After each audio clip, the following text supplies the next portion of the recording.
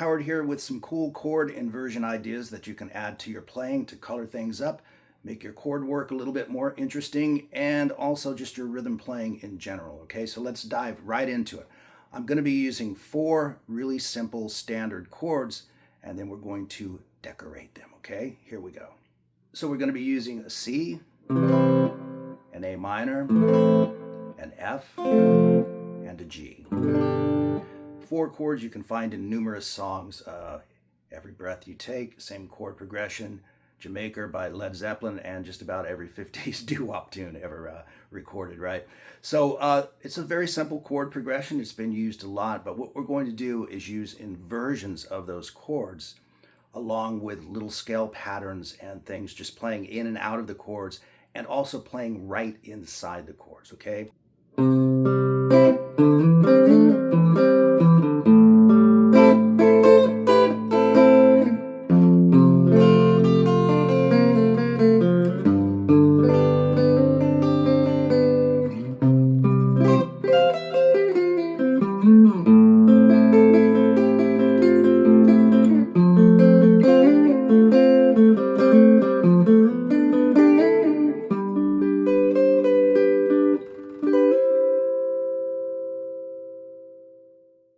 So as I said, the first chord that we have is a C major, and I'm going to start it off by playing it in this position.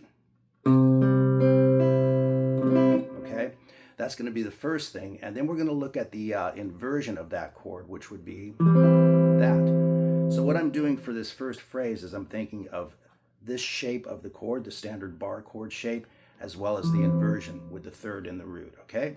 So the first phrase, which takes place over that C major chord, is... So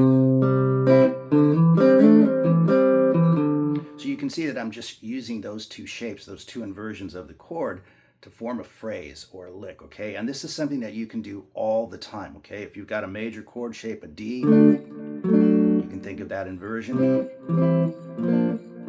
and you can play licks in and out of it.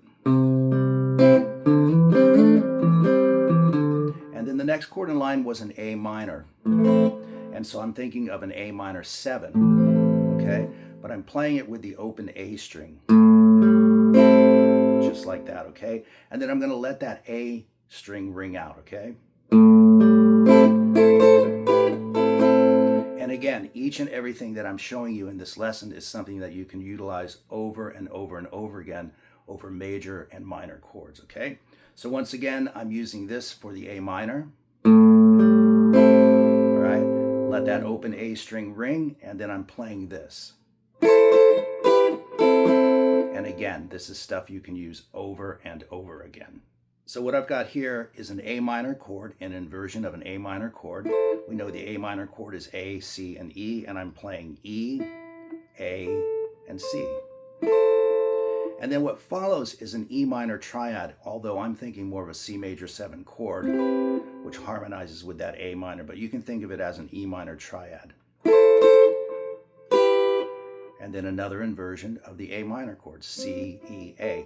Same notes, just inverted in different ways. And I'm doing a down, up, down. Okay, and again, this is something that you can use over and over and over again. If you've got a minor chord, G minor, B minor, these are all things that you can use all the time. So now we have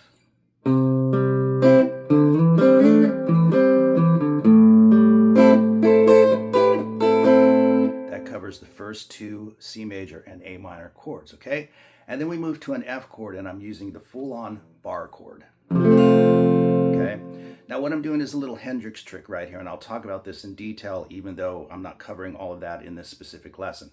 When you have a major chord shape like that, any major chord shape, while you're holding the chord down, you can play. You're focusing on the major scale, the F major scale. So you hold the chord down, your pinky goes to the 3rd fret on the 1st string, then the next string, the same thing. And then this finger is in place, so you're going to get that note. And I did a little pull off in there just to give it some flavor.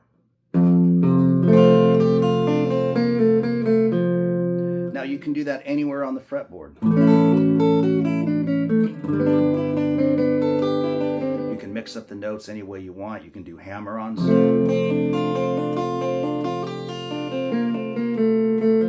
Pull-offs, anything you want to do, okay? So again, each and every one of these ideas, you can use them over and over again as long as you know these little tricks, okay? So then I moved up to the G chords, exact same shape, and I played this, which you can see on the tab. And again, it's just a variation, like what I just said, on what you can do with these chord shapes and the little scale tones underneath it. Okay, so from the F chord to the G chord, we have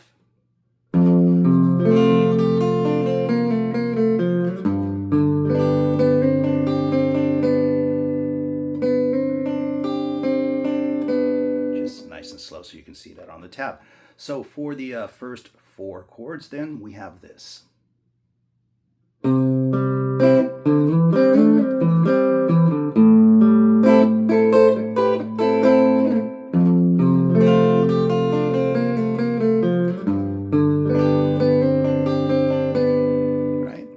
then we're going to do a second round here, and again, it's just a matter of using these different inversions and shapes for 4 simple chords that we have.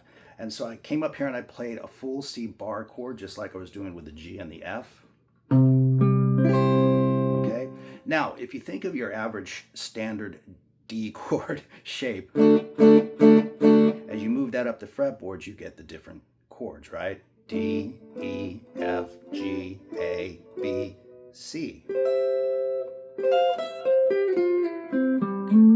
And so what I did is I just walked through that C shape. Sus first, bring the pinky off.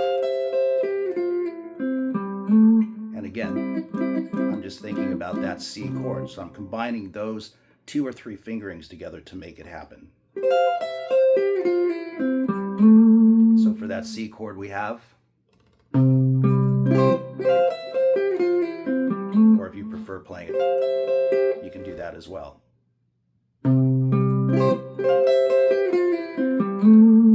And then we're to the A minor chord again, and what I did here is I used another inversion of the A minor chord. I played C, E, A, okay? Now, the cool thing about inversions is the different fingerings give you different notes underneath the chord shape that you're playing that you can add, okay? And in this case, I added some scale tones, but while I'm playing the chord. And that's just some easy, fun stuff that you can do.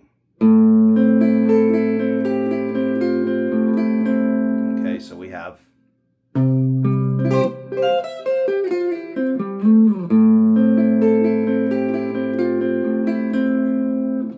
then we move to the F chord again, and in this case, I played this shape. This is really a straight triad shape for the chord, but with a lot more notes in it, right? And what's cool about this one is you can play with the chord. You can move your fingers around within the chord, you can slide notes, you can do all kinds of stuff, okay? So what I actually played was this. So that one's the most elaborate one, perhaps, right? Very sort of Hendrix or whatever. But as you can see, it's all because I'm using this particular shape for the F chord rather than any other shape. I'm going to really get this thing happening by playing this particular inversion of the chord. It's really just a triad, you know, root, third, fifth. I'll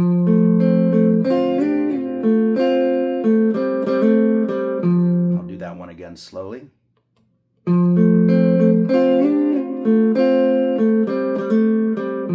Okay, and then we moved to a G. Now again, I'm thinking in my mind's eye, so to speak, the same shape. Moving it up a whole step, even though I'm not using the whole shape, if you know what I mean.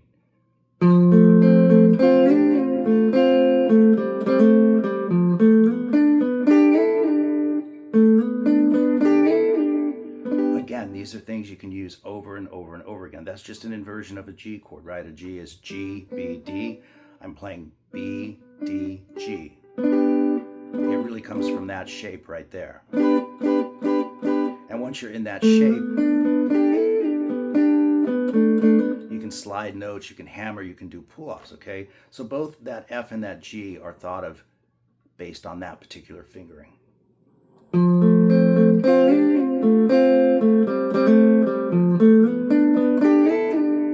And then I went to a G bar chord, just like we started out with the C, the exact same shape, and I played.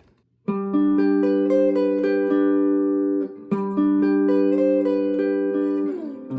you can end it on a C chord, you can end it on an inversion, you can end it on high, okay?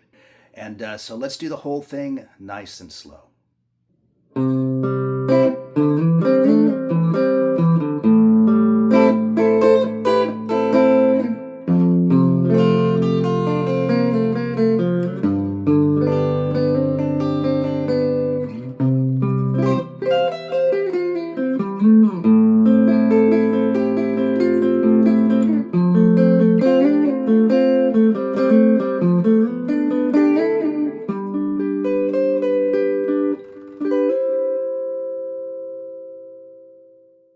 So there you have it, some cool chord inversion ideas that you can add to your playing to spice things up a little bit, give your chords and your rhythm work a little more flavor. I hope you enjoyed it, and I shall see you guys in the next lesson.